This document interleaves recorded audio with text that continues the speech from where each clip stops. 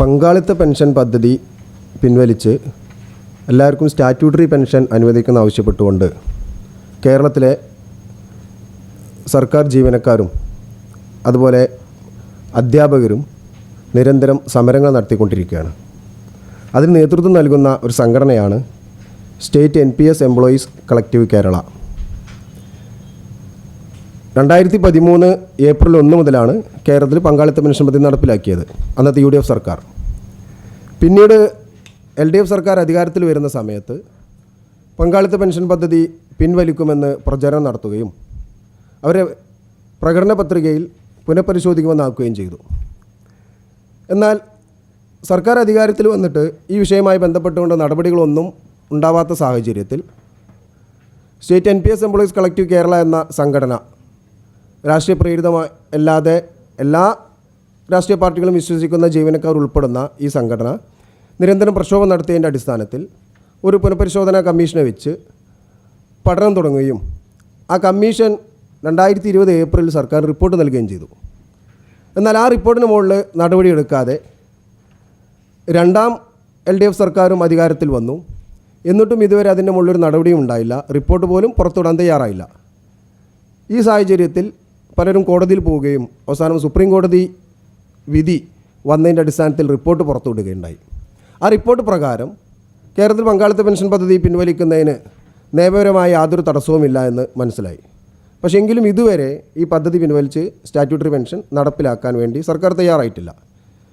India രാജ്യത്ത് പശ്ചിമ ബംഗാളിലൊഴികെ മറ്റെല്ലാ സംസ്ഥാനങ്ങളിലും പദ്ധതി നടപ്പിലാക്കിയിട്ടുണ്ട്. എന്നാൽ പല സംസ്ഥാനങ്ങളും പങ്കാളിത്ത പെൻഷൻ പദ്ധതി പിൻവലിച്ച് പഴയ സ്റ്റാറ്റ്യൂട്ടറി പെൻഷനിലേക്ക് തന്നെ കടന്നു. എങ്കിലും ഇവിടെ മാത്രം അത്തരമൊരു സംഭവം ഉണ്ടായില്ല. അപ്പോൾ അതുമായി ബന്ധപ്പെട്ടുകൊണ്ട് ഞങ്ങളുടെ സംഘടന നിരന്തരം പ്രക്ഷോഭം നടത്തിക്കൊണ്ടിരിക്കുകയാണ്. ആ പ്രക്ഷോഭത്തിൻ്റെ തുടർച്ചയെന്നോണം നാളെ ഒരു NPS വിരുദ്ധ പെൻഷൻ മഹാറാലിയും അതുപോലെ തന്നെ രാജ്യാന്തര മൈതാനത്ത് വെച്ച് പെൻഷൻ മഹാസമ്മേളനവും നടത്താൻ തീരുമാനിച്ചിട്ടുണ്ട്.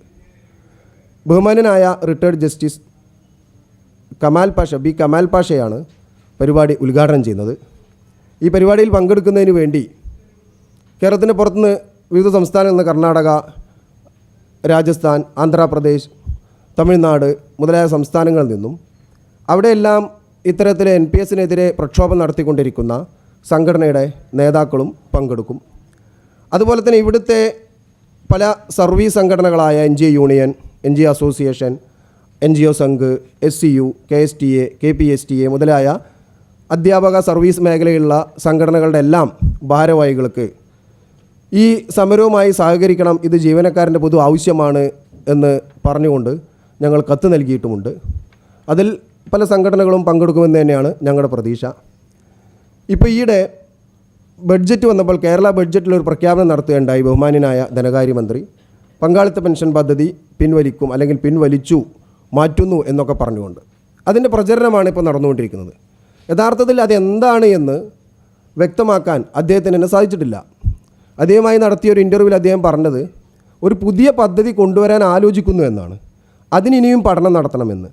അപ്പോൾ ഈ റിപ്പോർട്ട് കിട്ടിയിട്ട് ഇപ്പോൾ ഏകദേശം 2 വർഷത്തോളമായി. അതും കഴിഞ്ഞ് ഇനിയും പഠനം നടത്തുക എന്ന് പറയുന്നത് കേവലം ഈ പദ്ധതി മുന്നോട്ട് കൊണ്ടുപോകാനുള്ള ഒരു തന്ത്രത്തിൻ്റെ ഫലമായിട്ട് ജീവനക്കാർ ഇതിനെ കാണുന്നുള്ളൂ.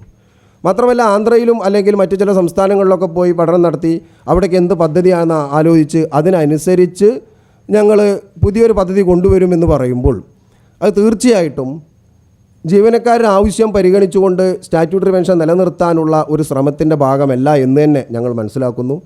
അതുകൊണ്ട് പങ്കാളിത്ത പെൻഷൻ പദ്ധതി പൂർണ്ണമായും പിൻവലിച്ച് എല്ലാ ആളുകൾക്കും KSR പാർട്ട് 3 പ്രകാരമുള്ള സ്റ്റാറ്റ്യൂട്ടറി പെൻഷൻ അനുവദിക്കണം. ഇപ്പോൾ ഒരു വിഭാഗത്തിന് സ്റ്റാറ്റ്യൂട്ടറി പെൻഷനുണ്ട്, എന്നാൽ മറുവിഭാഗത്തിന് കൊടുക്കുന്നില്ല. ഈ മറുവിഭാഗം എന്ന് പറഞ്ഞാൽ 2013 ഏപ്രിൽ 1 ശേഷം സർവീസിൽ കയറിയവരാണ്.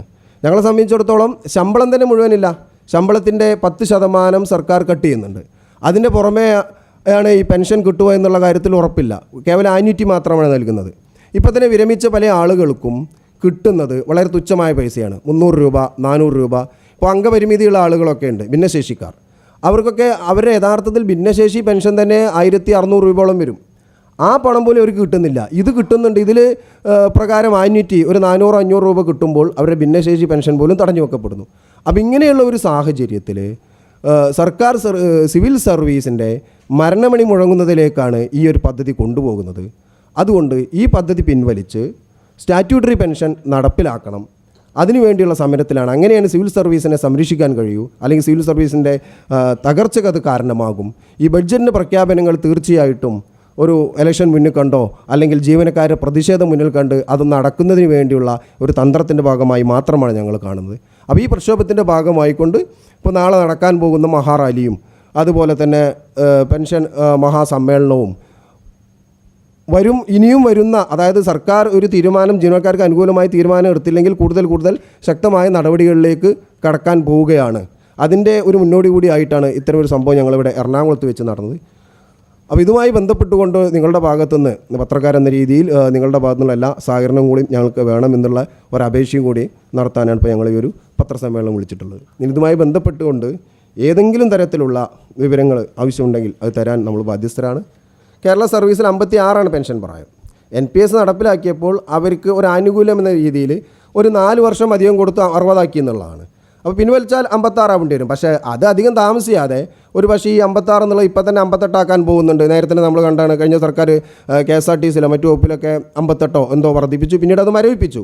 അപ്പോൾ ആ ഒരു രൂപത്തിലേക്ക് കാര്യങ്ങൾ പോവുകയാണ്. അപ്പോൾ പെൻഷൻ പ്രായം എങ്ങനെയാക്കിയാലും അത് ഞങ്ങളെ സംബന്ധിച്ചിടത്തോളം ഞങ്ങൾ പറഞ്ഞ പെൻഷൻ പ്രായം കുറക്കണം എന്നാണ്. എന്നാലാണ് പുതിയ തലമുറക്ക് കൂടുതൽ ജോലി അവസരങ്ങൾ ഉണ്ടാവുള്ളൂ.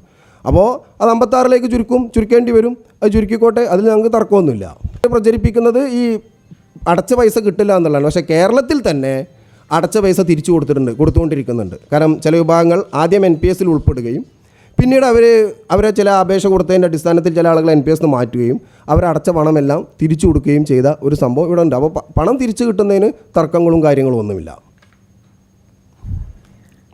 മറ്റെന്തെങ്കിലും കാര്യങ്ങൾ?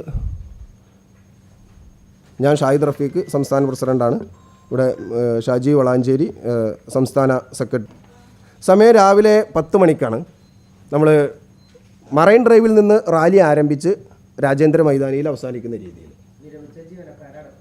11 മണിക്ക് സമയം സെക്രട്ടേറിയറ്റ് മാർച്ചുകളാണ് നടത്തി കൊണ്ടുവരുന്നത് എല്ലാ വർഷവും. ഇത്തവണ എറണാകുളത്ത് മഹാസമ്മേളനം, പ്രതിഷേധ സമ്മേളനം നടത്തി എല്ലാവരെയും സ്വാഗതം ചെയ്യുന്നു. അത് കൊച്ചിയിലേക്ക് ഇപ്പം മലബാർ മേഖലയിൽ നിന്നും തിരുവിതാംകൂർ മേഖലയിൽ നിന്നുള്ള NPS ജീവനക്കാരെ ഒരു കുടുംബമടക്കം നാളെ വരും. ഏകദേശം ഒരു 10,000-ഓളം പേരാണ് ഞങ്ങൾ പ്രതീക്ഷിക്കുന്നത്. അപ്പം എല്ലാവരും വരണം. അത് പൊതുസമൂഹത്തിലേക്ക് അറിയിക്കണം. ഇത് നാളെയും നിങ്ങളും നിങ്ങളുടെ തലമുറ അടക്കം നമ്മുടെ സർക്കാർ ജോലിയിലേക്ക് വരാനുള്ളതാണ്. അപ്പം അതൊരു കരാർവൽക്കരണത്തിൻ്റെ ഭാഗമായി എന്നോണം നമുക്ക് ശരി NPS നടപ്പിലാക്കിയത്. അതുകൊണ്ട് തന്നെയാണ് 5 സംസ്ഥാനങ്ങൾ പിൻവലിച്ചു. കേരളത്തിലും പങ്കാളിത്ത പെൻഷൻ പിൻവലിക്കണം എന്ന് തന്നെ മുദ്രാവാക്യം. ആ മുദ്രാവാക്യത്തിൽ ഉറച്ചു നിൽക്കുന്ന ഏക സംഘടന എന്ന് പറഞ്ഞാൽ SLTSCC ആണ്. അപ്പൊ അതിലൊരു രാഷ്ട്രീയമായിട്ടുള്ള വേറെ ചെയ്തിരുവൊന്നുമില്ല. ഇത് ജീവനക്കാരുടെ സംഘടന, ജീവനക്കാർക്ക് വേണ്ടി പ്രവർത്തിക്കുന്ന സംഘടനയാണ്.